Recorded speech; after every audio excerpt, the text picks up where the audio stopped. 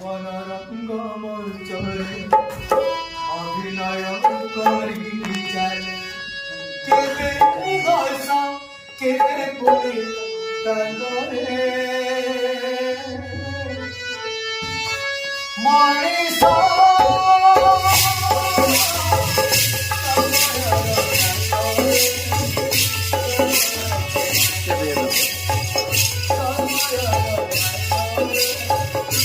YouTube छाड़ दिए रहे यूट्यूब छाड़ दिए यूट्यूब छाड़ दिए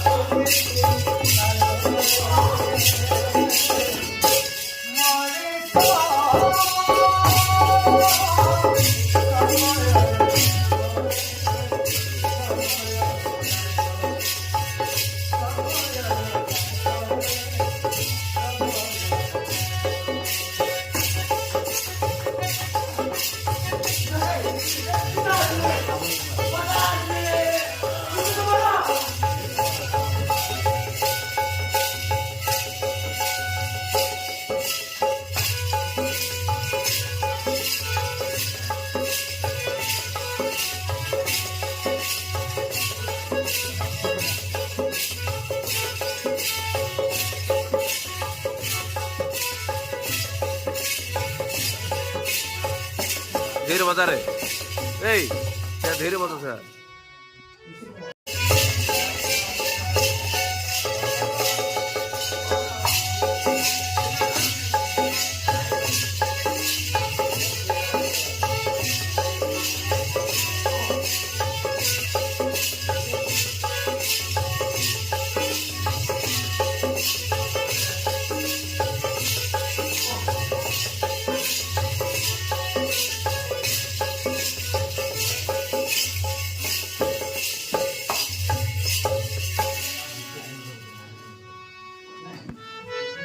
सिंधु बहु आम श्रवण जल आने को केते बेलू जाइछि तो जाइछि एबे मध्य फेरी नाही कुह की कारण तार एते होइछि विलंब पते मते किछि घटिछि विपदर सम्मुखीन होइछि की नाही तुमे समिति को नाही होइछि मु भाबुछि आम श्रवण जल घेनी फेरु फेरु आसु आसु कोठी पथ ब्रह्म जाइतिबो नाही तो केवल सबर पलिले पसी नाच गीत देखुथिबो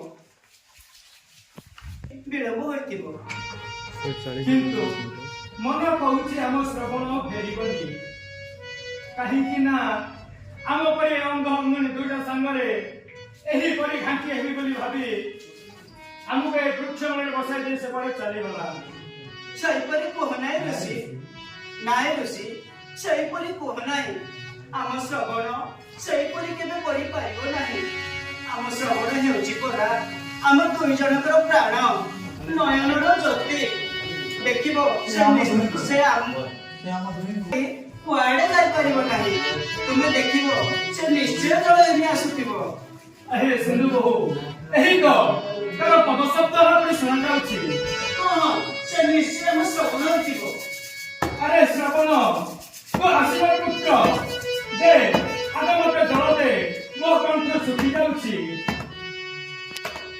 हे भगवान ए तुही को मुकन कहि सांत्वना देबी ना ना ए तुही को मुखरे जल दे जीवन बंचाइला को हेबो मते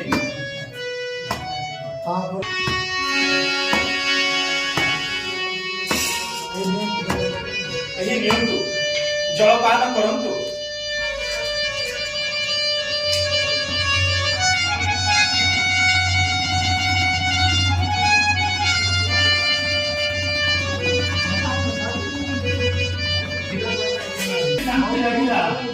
और टिके डरी हेबी ना मो प्राण बय तो छाली पड़े चली जाई था हरे पुत्र श्रवण थोरे मां पले गायत्री धन्य मोर शब्द पुत्र श्रवण तोर आशीर्वाद एते विलंब होला पुत्र अरे कथा कहून काई की तो आशीर्वाद एते विलंब होला बोली ଆମ ଉପରେ ତୁ ଅଭିମାନ କରିଛୁ ପୁତ୍ର। ଆ ନିକଟକୁ ଆ ପୁତ୍ର, ତୁ ପରା ଆମ ଦୁହିଁଙ୍କର ଜୀବନର ସର୍ବସ୍ୱ, ନୟନର ଜ୍ୟୋତି। ମତେ କ୍ଷମା କରି ଦିଅନ୍ତୁ ଋଷି, ମୁଁ ଆପଣଙ୍କ ପୁତ୍ର ଶ୍ରବଣ ନୁହେଁ, ମୁଁ ହେଉଛି ଅଯୋଧ୍ୟା ନରେଶ ରାଜା ଦଶରଥ।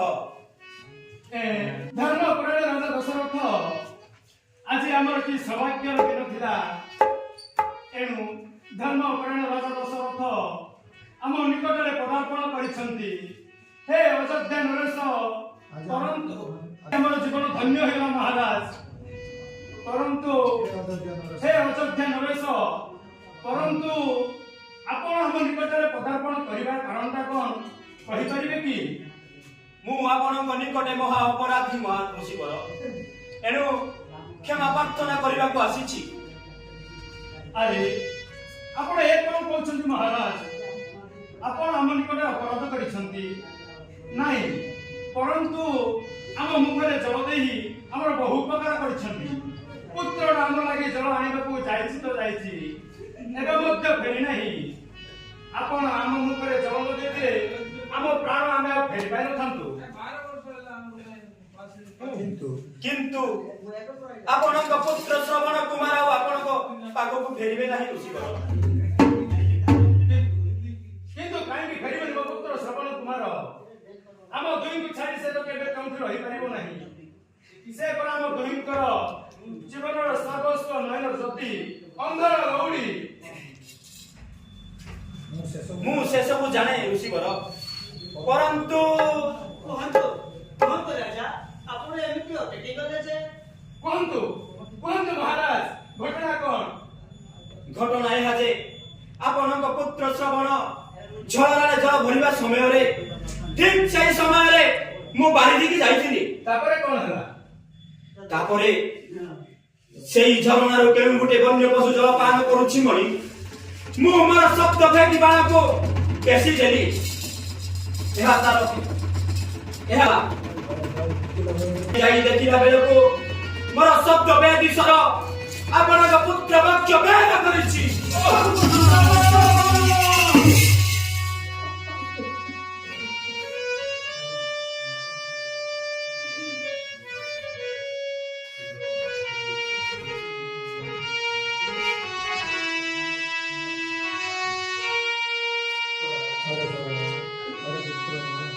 ଆରେ ଶ୍ରବଣ ପୁତ୍ର ମୋର, କାଇଁ ଧରୁଛୁ ମାଟି ତ ଶ୍ରବଣ ଉପରୁ କହୁଛୁ ଶ୍ରବଣ ତୁ କେଉଁରେ ଚାଲିଗଲୁ କଣ ରେ? ରାଜା, ତୁମେ ଏ କଣ କଲ?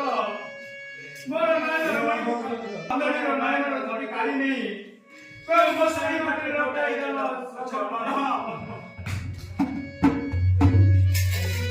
ମୁଁ ତାଙ୍କୁ ମସ୍ତକରେ ଘେନି ନେଇ ଆସିଛି ଆପଣଙ୍କ ନିକଟେ। କାହିଁକି କାହିଁକି ମୋ ପୁତ୍ର?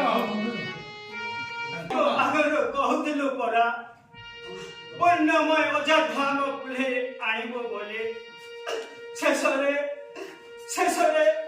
ଆମ ଉପରେ ଅଭିମାନ କରି ଦଶରଥ ସ୍ୱରାତେ ନେଲୁ ସୁଖ ନିଦ୍ରା। କୁହ କୁହ ରାଜା, ପୁତ୍ର ହନ୍ତା ରାଜା, କେଉଁ ଧୂଳି ମାଟିରେ ଗୋଟାଇ ଦେଇ ଆସିଛ ଆମର ଅନ୍ଧୁଣିର ଏକରି ବରା ଆମର ଲଉଡ଼ିକୁ ଶ୍ରବଣ। ମୁଁ ତାଙ୍କୁ ମସ୍ତକରେ ଘେନି ନେଇ ଆସିଛି ଆପଣଙ୍କ ନିକଟେ। କାହିଁକି ମୋ ପୁତ୍ର ମୋ କୋଳରେ ଦିଅ।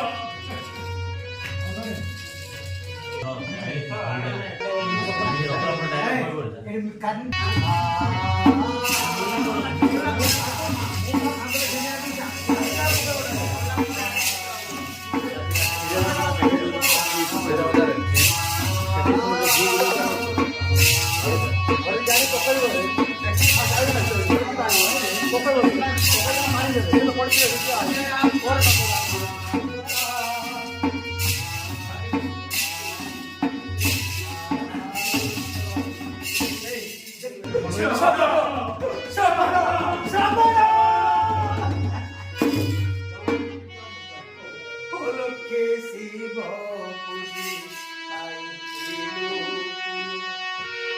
ଚାହିଁଲାନି ଭାବ ଲୋକେ ଯିବ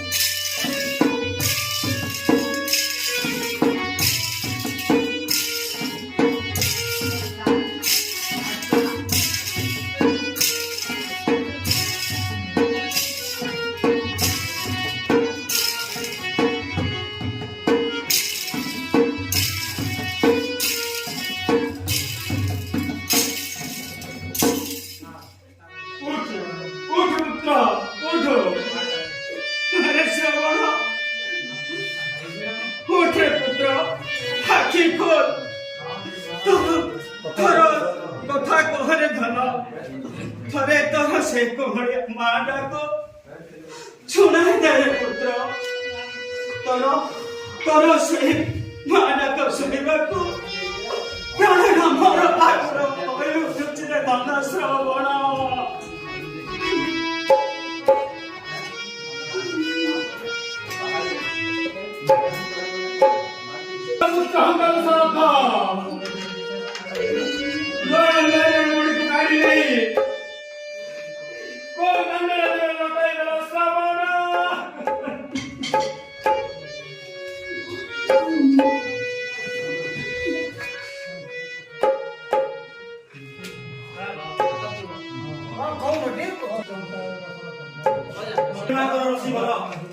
মতে ক্ষমা করে দিয়ন্তু नहीं तो वही पुत्र क्षमा नहीं ମୁଁ ତୁମକୁ ଅଭିଶାପ ଦେବି ଋଷିବର ହଁ ହଁ ଅଭିଶାପ ଦେବି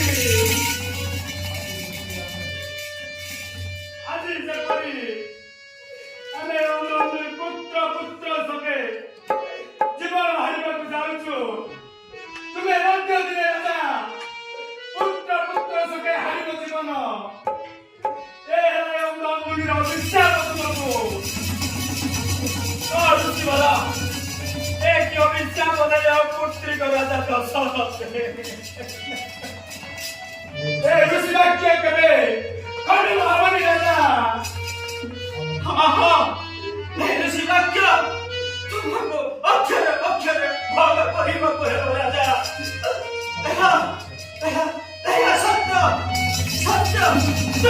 सत्य ऋषिवाला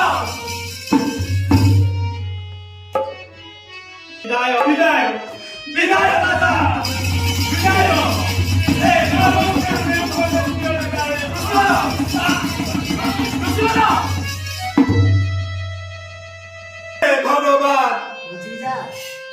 हे भगवान पुत्री का राजा को पुत्री का राजा दशरथ एक अभिशाप देले ऋषि ना ना भाविबाटा मोर ब्रह्म ହେଉଛି ମୋ ପାଇଁ ଋଷିଙ୍କର ଶାପ ଫଳ ପୁତ୍ର ସଖେ ମୃତ୍ୟୁ ମୋର କପାଳ ଲିଖନ ଯାଏ এই ତିନି ଜଣକୁ ଚିତ୍ତାଗ୍ନି ଜାଣି ତାହା କରି ତାପରେ সেই ସମୟଙ୍କ ଇଚ୍ଛା ଯାହା ତାହା ଅବଶ୍ୟ ବଳିବ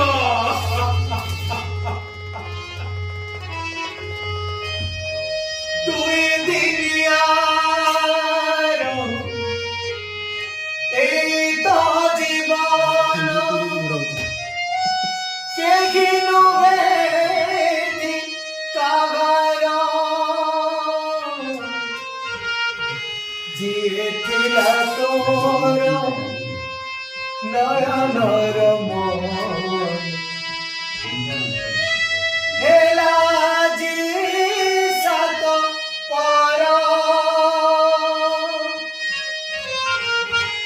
বন্ধু রে, বন্ধু